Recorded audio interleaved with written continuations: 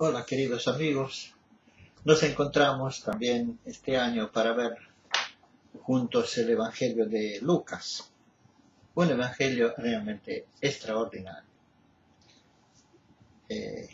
Lucas es un personaje muy interesante. Era médico, por lo menos por lo que dice una carta de Pablo, la carta a los Colosenses. Cuando termina diciendo todos los saludos, dice, los saluda Epafra, los saluda Aristarco, termina diciendo, lo saluda también Lucas, el médico querido. De los demás dice simplemente, bueno, el tal, el tal. De Lucas dice que era médico y que era querido. Interesante. Ahora, es médico. Prueba a pensar un poco sobre este tema. ¿Cuál es una característica propia del médico?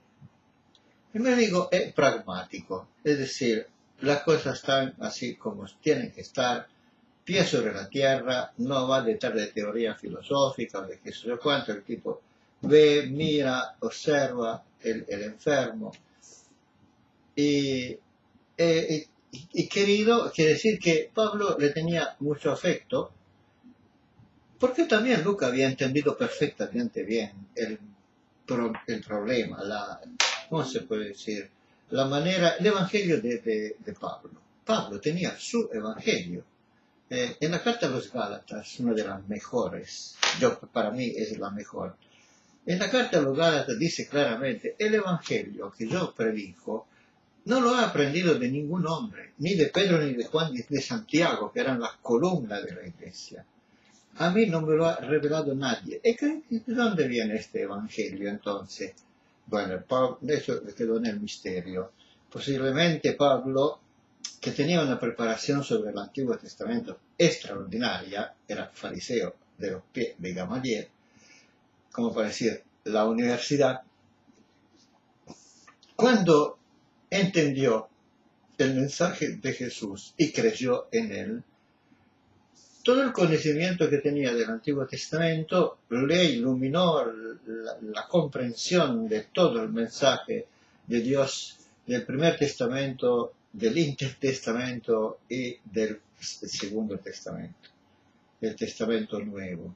Tuvo una comprensión que nadie tuvo, ni Pedro, ni Santiago, ni Juan.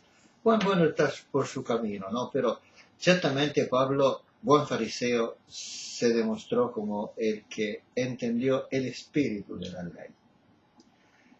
Entonces, cuando dice querido, quiere decir que Lucas lo comprendió perfectamente a Pablo y Pablo estaba re contento con él. No por nada es posible que Lucas se decidió a escribir, porque también Pablo le habrá dicho algo. Es una suposición, ¿no? Pero ciertamente una cosa es que Lucas escribió para los paganos, es decir, para el grupo de Pablo, como Mateo escribió para los judíos cristianos, que era el grupo de Santiago. Marco, como decíamos la vez pasada, era la base común de todos los otros dos. Pero volvemos al tema del médico. ¿Qué hace el médico? Observa al enfermo, ve qué pasa, qué no pasa, dónde están los síntomas. Y entonces después decide intervenir. ¿No habrá hecho lo mismo Lucas? Quiero decir esto. Lucas escribe los evangelios, pero no en general así a todos, sino que escribe el evangelio para el grupo de Pablo, que eran los paganos. Y Lucas ve la enfermedad de estos paganos. Y queda muy apenado por verlos tan desgraciados. Pero ¿dónde puedo yo saber qué vio Lucas de los paganos de manera que escribió un evangelio para ellos? Bueno, a mí me ayudaría, yo pienso, ¿no? Me ayudaría en algunos textos de la carta de Pablo. Uno es de la carta a los romanos, cuando habla de los paganos y dice así. Son paganos que no reconocen a Dios, ni los conocen, ni los quieren conocer, sino que andan perdidos detrás de los ídolos. Un ídolo podía ser la religión del emperador, que era considerado un dios con su propia religión, que era la religión romana. Después había toda una serie de religiones que tenían algunos nombres raros, órficas, porque venían de los misterios de Egipto, o si no, los misterios eleusinos, que era una religión más bien autóctona de la zona de Italia y Grecia, que aseguraban la unión con Dios a través de ritos, de magia, de cosas raras, pero que no ayudaban en realidad a tener una conducta buena, una conducta moral. Uno de los grandes problemas del grupo de Santiago, es decir, de los judíos cristianos, era que si se abrían las puertas demasiado rápido a los paganos que entraban a través de Pablo al cristianismo, era complicado la conversión de ellos de una vida moral absolutamente destruida a la vida moral que ellos, los judíos, habían ya obtenido a través de una larga educación de la ley de Moisés a lo largo de 1000 años. Y esto los ponía, como decir, poco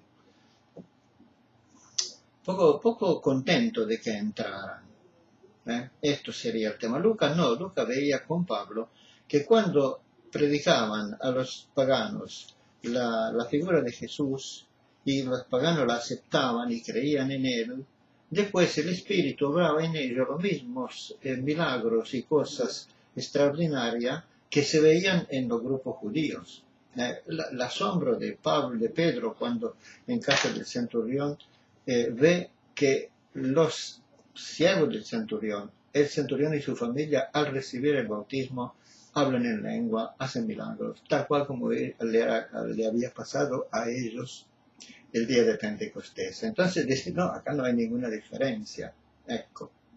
Pero ¿qué dice Pablo a propósito de los paganos cuando lo describe en su situación sumamente desastrosa? Dice así: el Señor, dado que cambiaron la gloria del Dios incorruptible por una representación en forma de hombre corruptible, el emperador romano o Zeus o todos los dioses del mundo del panteón pagano, dice, hasta el Señor los entregó a las apetencias de su corazón, hasta una impureza tal que deshonraron entre sí sus cuerpos y cambiaron la verdad de Dios por la mentira, y adoraron y sirvieron a la criatura en vez del Creador. Entonces, los entregó Dios a su mente insensata, lleno de toda injusticia, perversidad, codicia, maldad, henchidos de envidia, de homicidio, de contienda, de engaño, de malignidad, chismosos, detractores y enemigos de Dios, ultrajadores, altaneros, fanfarrones, ingeniosos para el mal, rebeldes a sus padres, insensatos, desleales, desamorados y sobre todo, termino una lista terrorífica, con lo que parecería lo peor que todo. Dice, despiadados, que podría entenderse como sin misericordia. Y esto, la verdad, que es una descripción terrorífica. Lucas, al ver esta situación de los paganos, cuando piensa su evangelio, no lo habrá pensado, ¿y cómo lo saco de ahí? Entonces, no escribió Lucas un evangelio así, teórico, después lo paso para que lo lean y aprendan. No. El evangelio de Lucas tiene que responder a ciertas situaciones propias del ser humano y sacarlo de ahí. Por eso escribe un evangelio. ¿Y qué es un evangelio?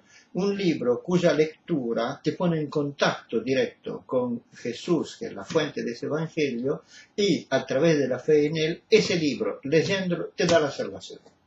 Por eso hay solamente 4 evangelios y nunca más nadie escribió un evangelio.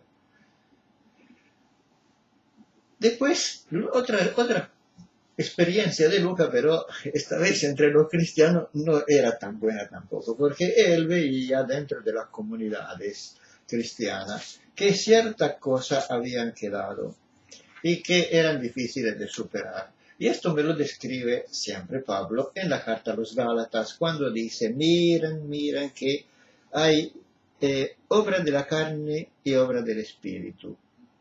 Y la carne tiene apetencias contrarias al espíritu, y el espíritu contrarias a la carne. Entonces, ¿cuáles son las obras de la carne? En el capítulo 5 de la carta a los Gálatas. Son conocidas: fornicación, impureza, libertinaje, idolatría, hechicería, odios, discordia, celos, ira, rencilla, divisiones, disensiones, envidia, embriaguez, orgía, cosas semejantes al amigo. No es que está muy diferente la cosa. Ecco. Entonces, ¿cómo queda Lucas frente a todo esto? Dice, ¿qué hago para sacarlo de dónde de todo esto? Lucas en esto puso mucho la atención en San Pablo. Y San Pablo, en la carta a los romanos, expuso realmente un poco el nudo de toda su evangelización. Tiene algunos capítulos al principio donde hace, por ejemplo, esta conclusión. No hay tanto para gloriarse ni de ser judío ni de ser pagano, porque tanto judíos como paganos están todos bajo el pecado. Como dice la Escritura, no hay quien sea justo, ni siquiera uno solo. Y al judío, que parecía tener una cierta ventaja, le dice, el que nadie será justificado ante Dios por obras de la ley, porque la ley no da sino el conocimiento del pecado. Después trabaja muy bien este texto y vamos a leer uno que es un poco la conclusión de todo esto, que estaría en el capítulo 7, cuando se hace la famosa pregunta. Cuando se hace la famosa pregunta, ¿quién me liberará de este cuerpo de muerte? Sabemos, dice, que la ley es espiritual, pero yo soy de carne, vendido al poder del pecado. Soy esclavo, prácticamente. Mi proceder no lo comprendo. No hago lo que aborrezco, no hago lo que quiero, sino hago lo que aborrezco. Yo sé que nada de bueno habita en mí, es decir, en mi carne. En efecto, querer el bien lo tengo a mi alcance, mas no el realizarlo. Era lo que decía en la carta a los Gálatas de la comunidad cristiana, con esa lista de cosas que son terribles. Y si yo hago lo que no quiero, no soy yo entonces quien lo haga, sino el pecado que habita en mí. Eso era un poco lo que Lucas ha entendido. Liberar acá significa liberar del pecado. Entonces él, frente a todo esto, dio, a mi parecer, un evangelio que tiene ciertas directrices que son muy importantes, que son, primero, la misericordia. Frente a todo esto, la única forma de salvarse es por la pura, absoluta y gratuita gracia de Dios, obtenida a través de la fe en Jesucristo. Ese es el único camino, no hay otro. Entonces, uno de sus temas preferidos será la misericordia. Por ejemplo, para hacer algunos ejemplos solamente, piensa en la palabra del hijo pródigo. El hijo pródigo, este hijo que se fue, etcétera, etcétera, no podrían ser los paganos. Y el hijo que había siempre quedado en casa y le reprocha al padre, le dice, yo siempre me quedé contigo y nunca me he dado ni siquiera un cabrito. Ecco. ¿No será el pueblo judío? Miren lo que le dice al hermano. Dice, este hermano tuyo estaba muerto y ha recobrado la vida.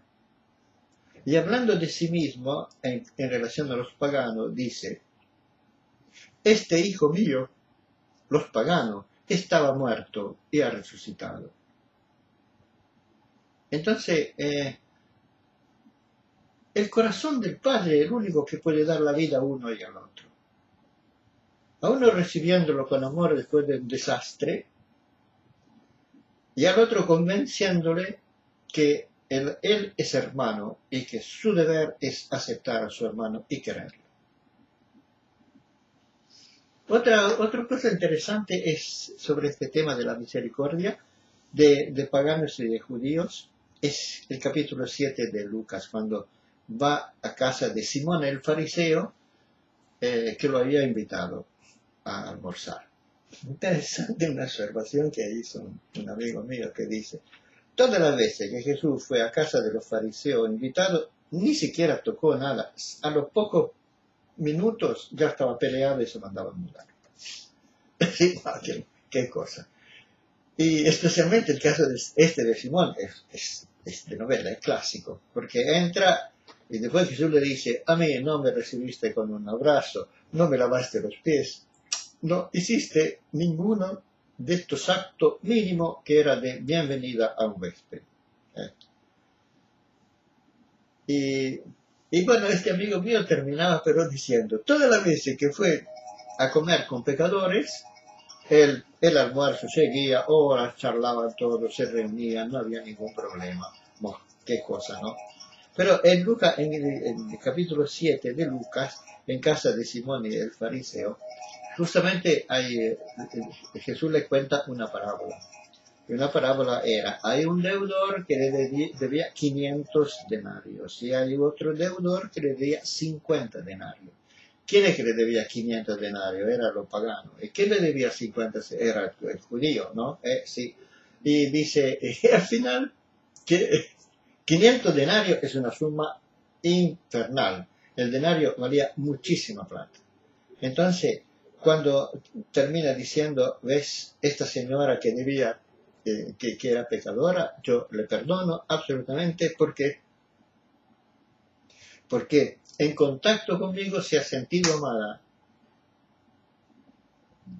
Entonces, se merece el perdón. No lo volverá a hacer más. Ese era un poco el mecanismo que Lucas había entendido con Pablo. Que alcanzado por el amor de Jesucristo, el hombre cambia desde adentro y se convierte. Entonces viene el otro tema que Lucas no lo podía soportar, que era la esclavitud, la pobreza, la miseria de la enorme mayoría del imperio romano. Era la explotación absoluta y el desprecio absoluto del ser humano. Entonces la otra directriz, que sería, una es la misericordia, la otra viene de esta, que sería contra la pobreza. Entonces, la primera, interesante una diferencia con Mateo, porque en el Sermón de la Montaña, Lucas dice, felices los pobres porque de ellos poseerán la tierra. Mateo dice, felices los humildes porque ellos poseerán la tierra. ¿Con quiénes son los pobres, humildes o las dos categorías? ¿O hay una diferencia?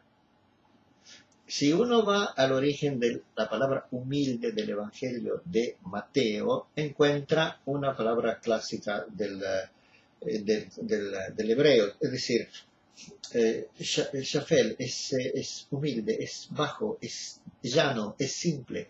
Ecco, hay una zona entre Tel Aviv y Jerusalén que se llama la Shefela, que es una llanura, el mismo nombre, ecco, Shafel. Es así, una persona ingenua, buena, no de doble corazón. Eso, entonces, por ahí Mateo, que hablaba a judíos que no tenían tanto ese problema de la pobreza extrema, de la esclavitud, lo invitaba a ser más bien sencillo de ánimo frente a la palabra de Jesús. Mientras Lucas, que veía muy bien la terrible pobreza en que vivía la mayoría de la gente, Lucas no interviene y dice, no señor, el poseer riqueza que te mata. Entonces viene esa famosa parábola, una muy clásica, la del rico que comía siempre bien vestido en grandes fiestas, y la de Lázaro que estaba echado a su puerta y su compañero eran los perros. Qué interesante. Porque ¿cómo te imaginas ese rico que es espléndidas fiestas?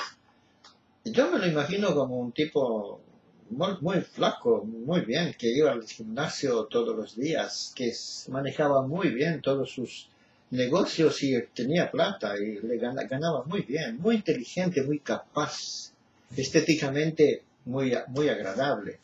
¿Y para quién hacía fiesta? Y para la gente como él. Es decir, él miraba a su nivel o para arriba, abajo nunca miraba. Por eso que para que viera al pobre Lázaro, que nunca había visto en su vida, dice el Evangelio que se desdoblaron dos planes. Un plano arriba, ahora estaba el pobre Lázaro, y en el plano bajo estaba el rico. Siendo que era acostumbrado a mirar para arriba, ahora por fin lo ve. que no habla de infierno, paraíso y cielo, ¿eh? No, no, no, no, no. Probablemente, a mi parecer, eso quiere decir, sal de tu manera de pensar, de estar con los que son igual a ti, y entra en la otra manera de pensar, porque esa no es cierta, no es verdadera. Fíjate la pobreza que hay alrededor tuyo y ahí tenés que intervenir, porque el pobre Lázaro estaba echado a la puerta de la casa, el tipo no podía no verlo. Ecco, cuando este rico murió y se fue a la presencia de Dios, por ahí Dios le preguntó, ¿y Lázaro? ¿Qué Lázaro le habrá dicho? El que estaba a la entrada de tu casa. Yo no lo vi. ¿Cómo no lo viste? Es imposible no ver la pobreza hoy en el mundo. Es imposible, porque está tan tremendamente en la vidriera que nadie puede decir a Dios, si yo lo hubiera visto, lo hubiera ayudado. No, no viejo, no se puede no ver. Ecco. Que un poco la acusación que hace Lucas a estos ricos que son ricos para sí mismos, basta. La otra parábola interesante es la parábola del joven rico, este muchachito que estaba muy bien, perfecto judío, perfecto en todo. Cuando Jesús le dijo, observa los mandamientos, que le contestó, los observé desde mi juventud. Yo no puedo contestar eso, si me lo preguntan a mí, ¿no? Ese muchachito tuvo el coraje y Jesús lo vio y era cierto. Era cierto. Y dice el texto, Jesús lo amó, es la flauta. Entonces, se va. Cuando Jesús le propone, deja todo y ven conmigo, el muchacho se va. ¿Dónde estaba el problema? No sé, habrá muchos problemas. Yo lo veo en esto, que el mucho era seguidor perfecto de la ley de Moisés y el libro de Proverbios a esta conducta le prometía el éxito perfecto en la vida, el amor de Dios y que Dios te cuida y te protege. Entonces él, observando la ley, se estaba ganando la protección del Señor. Y Jesús le contesta, no es eso, no es la riqueza y la observancia el fruto de la observancia de la ley. Ahora la verdadera riqueza soy yo, vení, seguidme a mí. Esta es la única verdadera riqueza y no la otra. Y el muchacho se va un poco contento porque, claro, no entendía más nada. Maquiavelo tiene razón. Todo lo que me han enseñado hasta ahora sobre la moral de la ley y ahora me viene con una novedad así. Este problema pero fue muy serio porque muchas veces Lucas interviene sobre el tema de la pobreza. Y hay un tema, un dato muy, muy interesante a mi parecer, que está cuando el Señor le discute el peligro de las riquezas. Estamos ya hacia el final del Evangelio, capítulo 18 y 19. Jesús dice, qué difícil es que los que tienen riqueza entren en el reino de Dios. Es más fácil que un camello, etcétera, etcétera. Estupor infinito de todos los que estaban con él, porque eran todos como pensaba el joven rico. Yo observo la ley y el Señor entonces me llena de años de vida, de riqueza, tu casa será, tu señora será, tus hijos serán. Y ahora nos viene a tirar todo abajo. Y Jesús le contesta, le preguntan entonces, ¿y quién se podrá salvar? Y responde Jesús, lo imposible para los hombres es posible para Dios. Entonces Pedro dice, mira, hemos dejado por el reino. ¿Y qué recibimos? Un poco interesado Pedro. Se contesta, recibirá mucho más al presente y en el mundo venidero vida eterna. Y no completó el asunto porque después anunció la pasión y entonces ya el discurso no se entendía bien.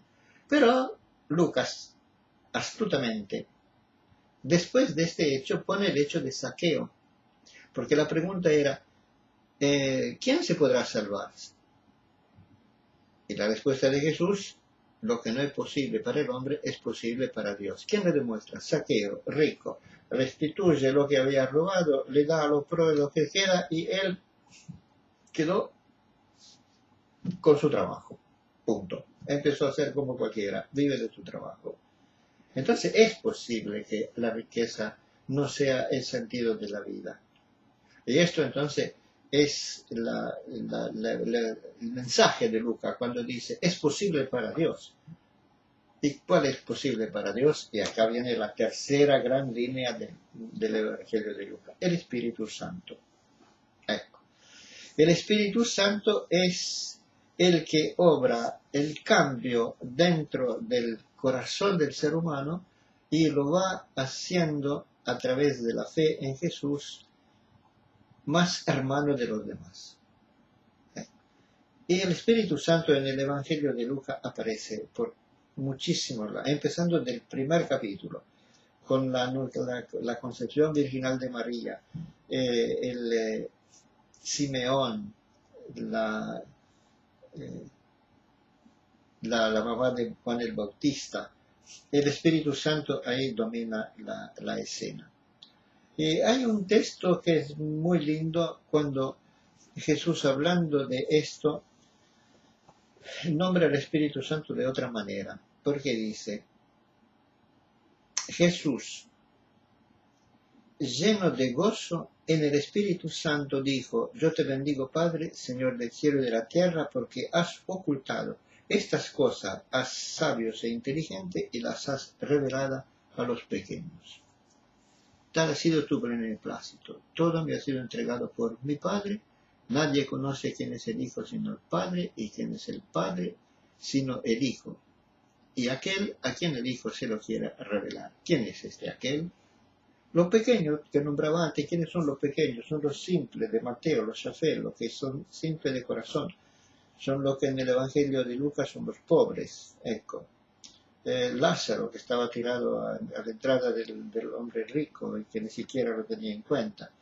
Ecco, entonces, estas tres direcciones del espíritu, de la pobreza, de la misericordia, para mí son tres directivas que él sacó de su visión del mundo pagano a través de los ojos de Pablo, para escribir para ellos un evangelio. Tanto es así que su evangelio, el Evangelio de Lucas, termina justamente con esta linda palabra de Jesús. Dice: cuando Jesús los lleva al monte de los olivos para ascender al cielo, las últimas palabras son, dice así: los sacó hasta cerca de Betania y alzando sus manos los bendijo. Y sucedió que mientras los bendecía, se separó de ellos y fue llevado al cielo. Porque dice: yo voy a enviar sobre ustedes la promesa de mi Padre. ¿Cuál es la promesa de su Padre? El Espíritu Santo.